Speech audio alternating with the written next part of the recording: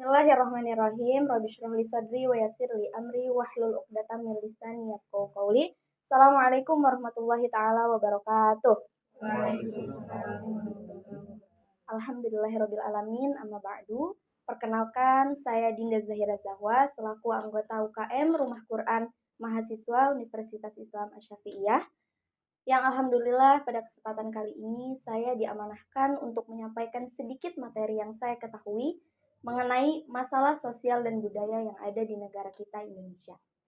Masalah sosial budaya adalah suatu kondisi atau keadaan yang terjadi di dalam masyarakat yang tidak diinginkan dan tidak sesuai dengan nilai-nilai dan norma-norma yang ada di masyarakat yang dapat mengakibatkan kerugian baik fisik maupun non-fisik di dalam masyarakat tersebut.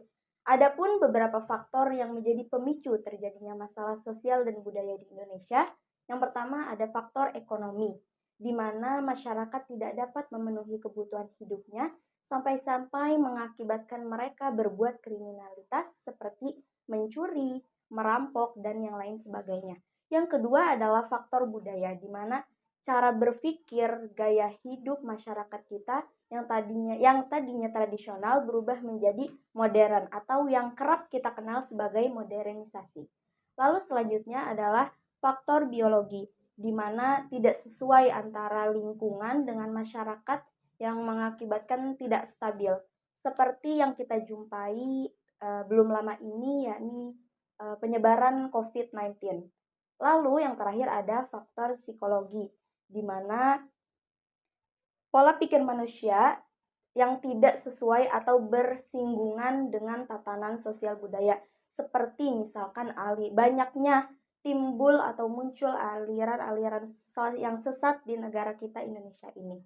Adapun masalah yang akan saya sampaikan pada kesempatan kali ini yakni kenakalan remaja.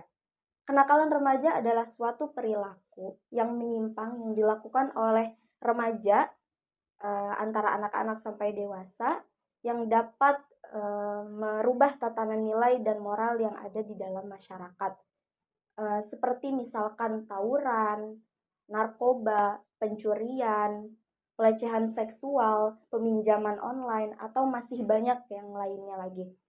Hal tersebut dapat dipicu karena emosi dari para remaja yang belum stabil atau yang biasa kita sebut emosi para remaja itu masih labil, belum mencapai kematangan kedewasaan yang benar.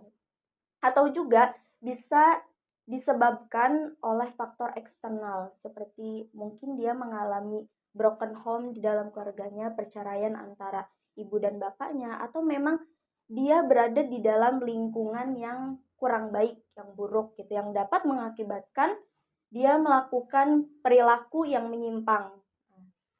Di sini saya akan memberikan beberapa contoh sedikit kasus yang dialami di negara kita Indonesia.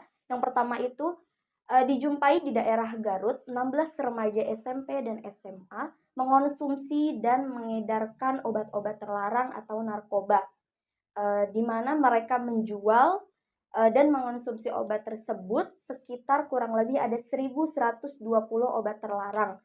Lalu dijatuhi hukuman kepada mereka kurang lebih 15 tahun penjara. Yang kedua adalah cyberbullying. Mungkin daripada teman-teman sekalian sudah tidak asing mendengar kata cyberbullying yang terjadi sekitar 1 atau 2 tahun lalu, di mana itu adalah perundungan yang terjadi di media massa. Seperti yang dialami oleh saudara Haligan, dia mengalami perundungan massa oleh temannya dikarenakan dia memiliki kekurangan dalam berbahasa, dalam bercakap, dalam berpikir, atau mungkin bisa kita sebut dia idiot dan yang lainnya. Dia mengalami perundungan bahkan sampai menggantung dirinya karena perundungan yang dilakukan oleh temannya tersebut. Lalu juga kita tidak sedikit menjumpai banyaknya remaja yang melakukan aksi geng motor yang sekarang ini kerap meresahkan para warga yang ada di sekitarnya, sehingga banyak dari kepolisian dan teman-teman masyarakat di sekitarnya ikut membantu para polisi untuk berpatroli setiap malamnya di daerah di daerah tempatnya tersebut agar tidak semakin banyak memicu terjadinya geng motor atau gangster.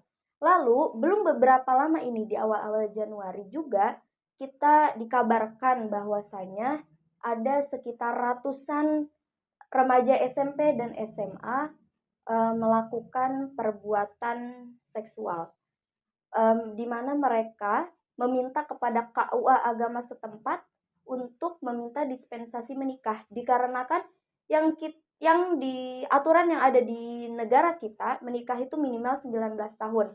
Karena ini terjadi oleh remaja kisaran SMP dan SMA yang belum mencapai umur tersebut, maka mereka meminta dispensasi nikah kepada KUA agama di setempat. Menanggapi masalah tersebut, kita sebagai remaja yang adalah sebagai tombak ujung negara generasi muda, tidak seharusnya kita melakukan hal tersebut. Adapun beberapa upaya yang dapat kita lakukan yakni adalah menjalin komunikasi dengan baik antara orang tua dengan anak. Kepada orang tua, mereka juga diharuskan untuk mengetahui bagaimana perilaku anak, perbuatan anak baik di rumah maupun di sekolah. Lalu menjauhi yang namanya pergaulan bebas. Tidak apa-apa kita bergaul, tapi kita harus mengetahui batasan sampai mana kita untuk bergaul agar kita tidak melampaui batas yang ada.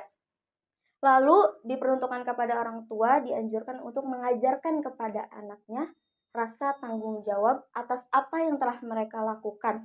Misalkan di mana anak tersebut melakukan bolos sekolah atau apapun, maka orang tua semestinya harus memberikan sanksi walaupun tidak berat, tapi agar anak itu merasa jera dan agar mereka tahu bahwa hal tersebut tidak baik untuk mereka lakukan.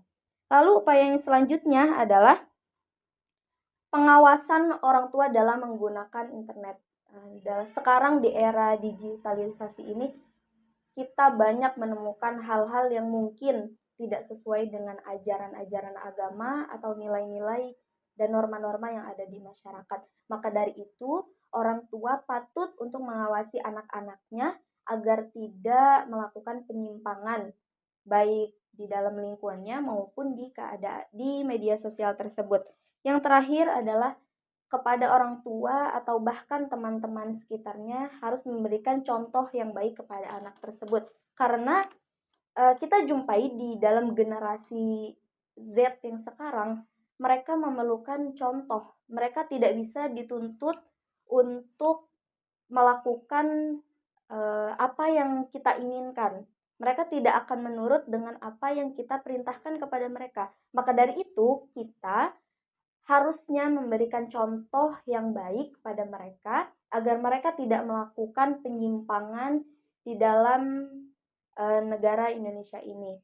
Mengapa di sini saya mengambil temanya kenakalan remaja? Karena kita sebagai penerus bangsa Indonesia, jika kita rusak, maka bangsa kita pun akan rusak. Seperti yang dikatakan oleh Bung Karno, beliau pernah menyatakan, berikanlah saya 10 pemuda, maka saya akan mengguncangkan dunia. Jika pemudanya saja rusak, bagaimana dengan bangsanya? Baik, mungkin cukup sekian yang dapat saya sampaikan, kurang dan lebihnya mohon maaf. Sebelum saya tutup, pepatah Arab mengatakan, laisal fata man yakulu kana abi, walakinnal fata man yakulu ha anada. Tidak dikatakan seorang pemuda yang mengatakan bahwa inilah ayahku, tetapi dikatakan seorang pemuda adalah dia yang berkata, inilah aku. Wabillahi taufiq wal hidayah, waridha wal inayah. Wassalamualaikum warahmatullahi taala wabarakatuh.